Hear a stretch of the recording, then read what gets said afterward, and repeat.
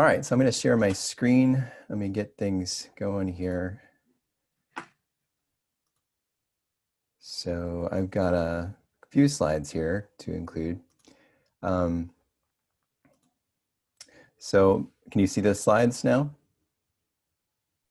Yes. Okay. Yes. Great. So I just wanted to share some things that I've been doing to proctor my exams using Zoom. And I guess starting out in the fall, or in the spring, excuse me, when everything went online, I sort of defaulted to giving take-home exams. And I learned firsthand the power of the online tools and the power of photo math and other apps the students had in their hands. I had not really quite recognized how powerful they were and how many of my students were using them until the spring semester. So after the spring semester was over, I was pulling my hair out with how much the students were using these tools even during these take-home exams. I used honor statements, so the students had promised that they weren't going to consult anything online, any of these tools, work with anybody else, and yet they were still doing it.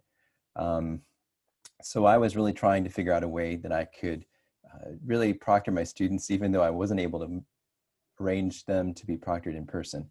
So in the summer semester, I taught differential equations, and for the final exam, I was able to get a system together that I used for my first round of proctoring using Zoom.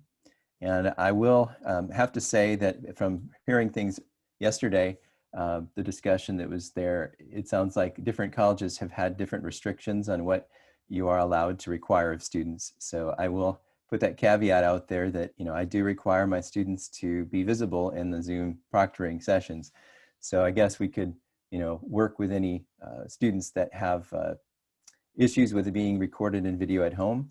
At least at my college, exceptions can be handled by going on campus. These students could do their Zoom session in the library or somewhere on campus if they're in that exceptional situation where they are uncomfortable having the video from home. And perhaps that would be an option for those of you who may not have the freedom to require it, the video part of this Zoom proctoring. But anyways, so the basic steps that I used, I've changed a little bit to make it a little bit easier for me in the fall. And so I guess I'll probably just go ahead and share what I do now. But the basics are that I require students to show me a 360 of their testing area, really focused on the table that they're testing at. Ahead of time, I send out a detailed list of instructions. I tell them to find a quiet place with an empty table and to have 5 to 10 sheets of paper, depending on how long the test is, ready, because I have them just write out their test answers on blank paper. I will also send out a graphing template if I have graphs on the test, so that students who are able to print them ahead of time could have those graphs to use. It's especially helpful in my calculus class where I might have them actually do something with the graph that's given graphically. And so that is sent out ahead of time. Students who don't have a printer, I've told they get some graph paper so they can at least have accurate graphs and grids for the test. And so then, anyways, back to the first step is when I get them into my Zoom session, I have to check them in. I have them show me their area. I have them show me their calculator, their paper, and their photo ID. Then I have them tell me where their smartphone is. And some of them are using the smartphone as their camera during the test, because I actually have really worked hard to get them to show me their testing space so I can see their hands while they're working on the test. And it turns out the smartphone works out really well for that. I know they're not using the smartphone for finding answers as well. So it's sort of a double bonus on that. Even if they had another tool, I can see their hands, so I know they're not using it to scan the questions, which I still had a student do once when I could see his face, but not his hands. So, I don't require them to show me their hands, but when I see a student who seems to have cheated during the first Zoom session, I arranged with him to make sure he used a cell phone to show me his hands during the next exam, and it's going to eliminate that possibility. They do leave their video and audio on during the test, although they don't have to leave their own volume up so they don't have to hear the other students. And they don't really typically see the other students during the test because they're looking at the PDF of the test or using WeBWorK to view the problems on the screen. So that's the first screen I have here. So let's see. So really, I deliver my exam questions to them as a password protected PDF that appears only during the test time, either in Blackboard or I've used, I translated this from Spanish. I presented this in Spanish. I just realized this translation didn't work out too well going back. I created it all in Spanish and then I've just translated it backwards. But anyways, or I presented it in WeBWorK. And when I presented it in WeBWorK, I've used the quiz setting that others have talked about, and I've delivered just 2 questions at a time. I use that especially for my final exams because I want the exams to be more secure and to be a little bit harder for students to just save or print those the test problems or questions out. They have the work, but I wanted to try to protect the questions a little bit better as well. And so that's where I've used WeBWorK to deliver the problems. So the students don't enter any answers online, either in Blackboard or in WeBWorK. I just have them write all their work on paper and submit that as a single PDF at the end of the test while they're still on Zoom. And the nice thing about that is I've been able to help students learn how to use Cam Scanner or Genius Scan to quickly scan their tests. So during the first test of the year, especially in my intermediate algebra class, where the students aren't as familiar with technology perhaps as those that are in more advanced classes. Let's see. So I'm going to skip past this because that's more talking about why I did it than how I'm doing it. I mentioned already when possible, I have tried to have students use webcams or phone cameras to give them a clear viewing of their hands. So give me a clear view of their hands while they're taking the exam. So I don't want other students to be able to see their actual writing though. So I make sure I adjust that with them ahead of time. And if needed, there's a way I can now move a student into a breakout room that I can help them adjust that in the middle of the test without interrupting everyone taking the test.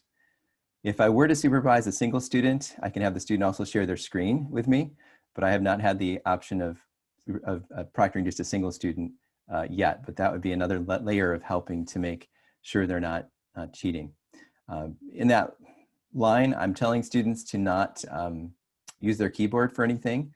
I'm just delivering the questions in a way they can use the arrow keys up and down, I suppose, or use the mouse to move up and down through the test questions. And so if I see them actually typing something or hear them actually typing something on their computer, I can flag them and sort of figure out, are you entering problems into a solver, and try to get them to not do that. I haven't had a problem with that yet. So I think that's helped address that issue some. So here are my big tips that I've learned. I log myself in as a second user, a second person in my Zoom meeting using a second computer. I do need to be sure I'm sort of not logged in to the same Zoom identity in order to make that work well. So that's made it possible for me then to rename my second self as exam proctor, and I put Professor Seeberger in parentheses so the students know it's me. And then I create 2 breakout rooms, an exam proctoring room and a conference room. And I'll tell you what I use the conference room for in a minute. But the exam proctor room, I place my exam proctor self in there, and I'm able to then record that room once I get students in there.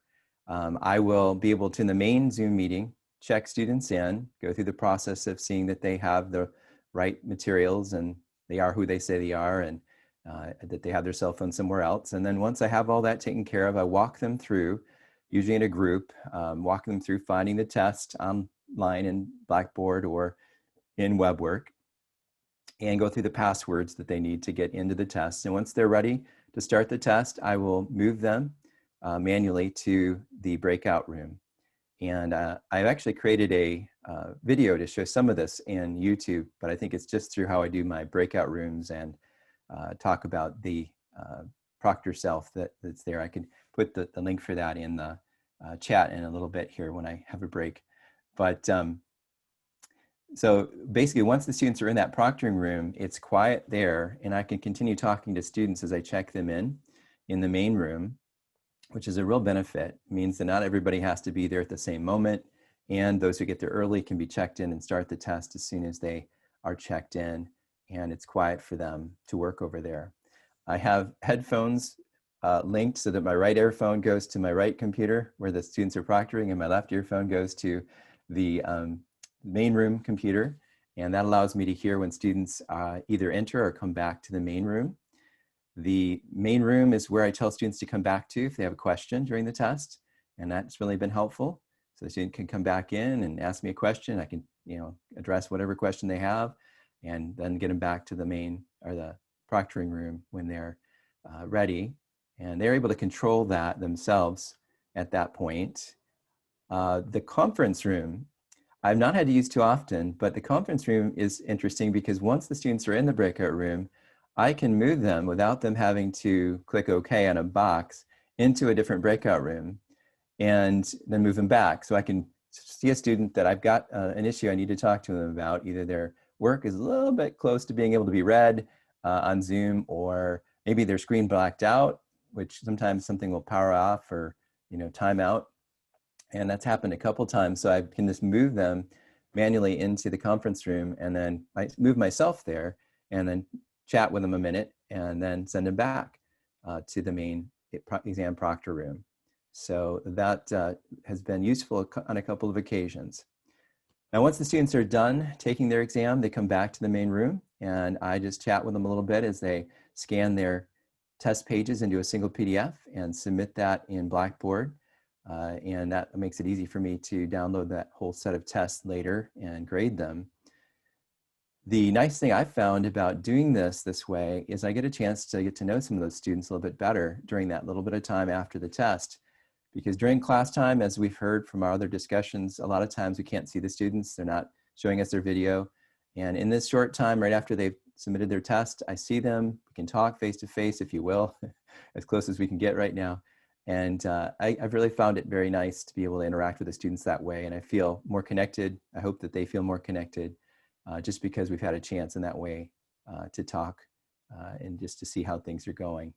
I've actually had them share other things with me that's really been neat to hear, about themselves during those times. So again, been a real bonus for that portion of the Zoom proctoring. Now, I think I've covered most of the details I wanted to mention. So just want to see if there's any questions, and probably there are some in the chat that I have not even had a chance to look at here. Paul, I have a question. Yes. This is Stefania.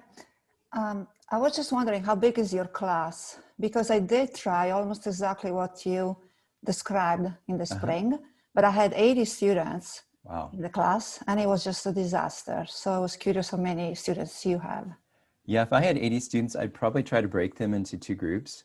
It is the biggest difficulty with that many students is checking them in. So if you could stagger the time that they arrive, that would be another way to deal with it. Otherwise, it could just be so long waiting to check in.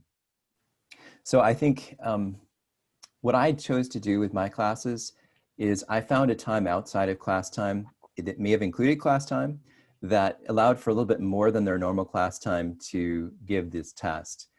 That's helpful because it does take time to check in and to check out.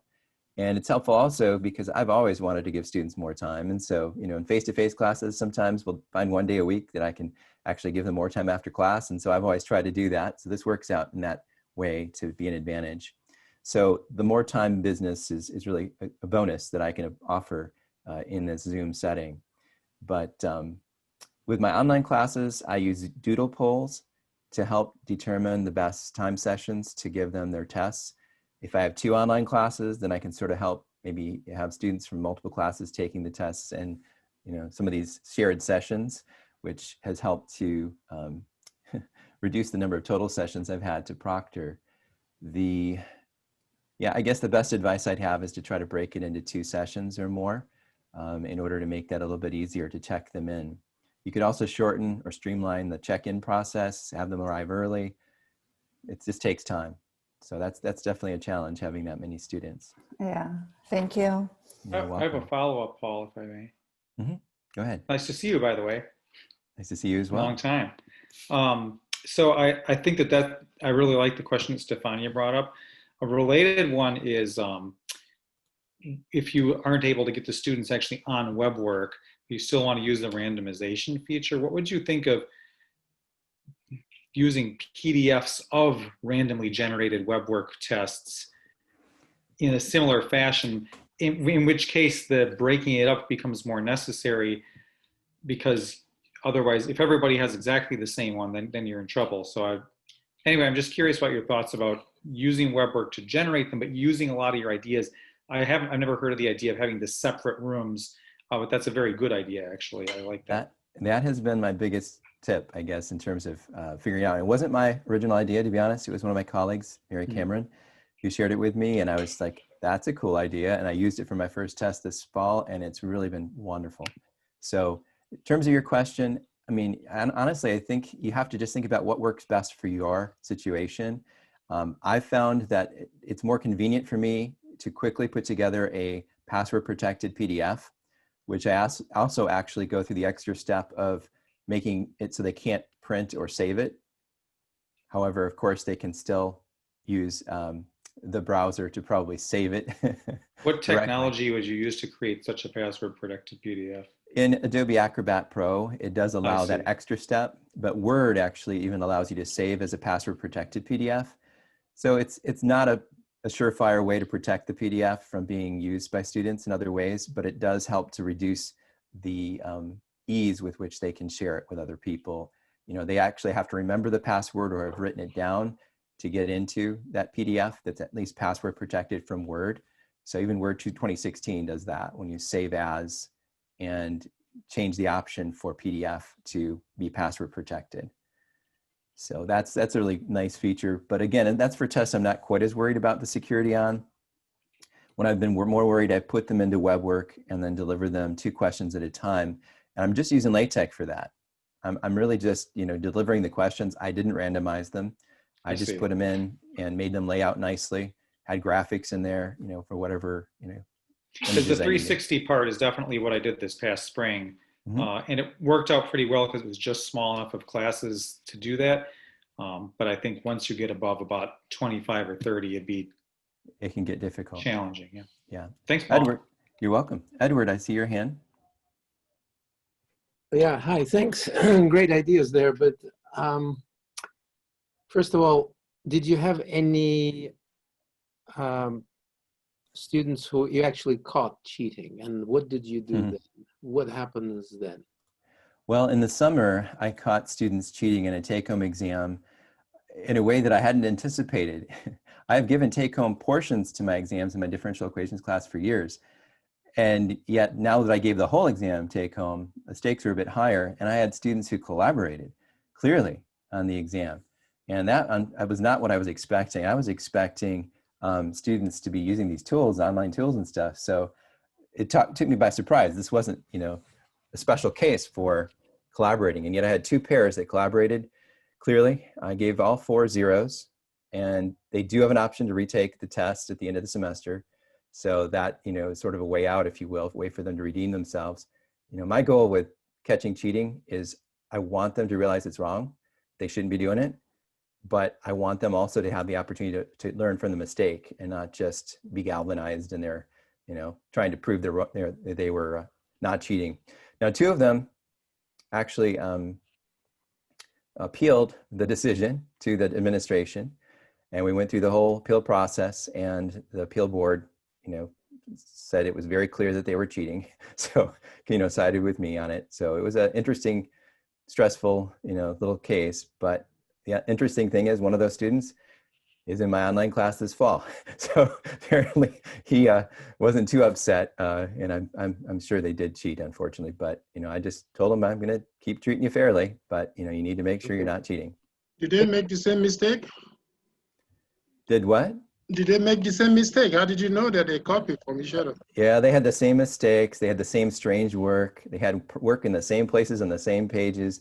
I mean, it was pretty extreme. So right. So you didn't detect it through the video monitoring, right? Through the proctoring process. This was before I started the Zoom proctoring. So I was trying to do a take-home test. You know, I figured there were a lot of word problems. So, basically it was a little bit harder for them to cheat on it completely, but when they worked together, well, boy, they still cheated. So the Zoom proctoring helps eliminate that. The Zoom proctoring eliminates, the other big issue that I didn't like is that one of the pair of students that cheated, she said, well, I didn't cheat. I looked up every question in your notes and in your videos, and I looked up for every question. This is where I found how to do every one of them. And I'm thinking, what? I said, that I guess was allowed, but that is not what I want to have on a test. I don't want students looking up how to do, examples for every single question in a test. So I decided, that's it. I've got to do this a different way. And so, proctoring in some form where it's timed and where they have limited access to, all these resources, that's part of the other motivation for this. Is there a way to sort of create a multi-layer structure within Zoom where you have multiple proctors, each of them in their own room? You could. But there can only be one moderator, right? There can only be one person that moves people from room to room. So you need to create a second channel of communications between the proctors. Well, I think if sees everybody monitors a group of 25. Yeah. And Proctor A says to the administrator, move that student over to the chat room. We need to focus on something. You could easily do it in a couple of ways. If you want it coordinated in the same Zoom meeting where everyone gets let in by the same person and then gets moved off to breakout rooms, you could do it that way and just have the proctors in the separate rooms to begin the proctoring session. Or you could do it in separate sessions and send students different links. Or you can use the Slack, to communicate among the moderators, right? Zoom also allows for co-hosts, Yes. and there's different degrees of permission. I haven't entirely figured out exactly what a co-host versus a presenter can do. Yeah, so the co-host can only see what you're doing. He or she cannot move the students. He or she has a permission, but he cannot create a breakout rooms as well. I use Zoom a lot, and I have people working that I give co-hosts time to, but they don't have permission to be able to move students from one place to the other. They can see everything that you see. They can talk to the students, but they cannot create any session while the session is going on. That may be true. I think it seems to be changing. Zoom sort of has been morphing this year. That is correct. That's correct. But I have a question. Okay, go ahead. And also, I don't mean to interrupt us, but we're also running a couple. Yeah, we're a couple minutes over. Since I'm emceeing this portion, we just got a few back to back. So sorry to interrupt. I know the discussion's so great. But I'm going to hand it over to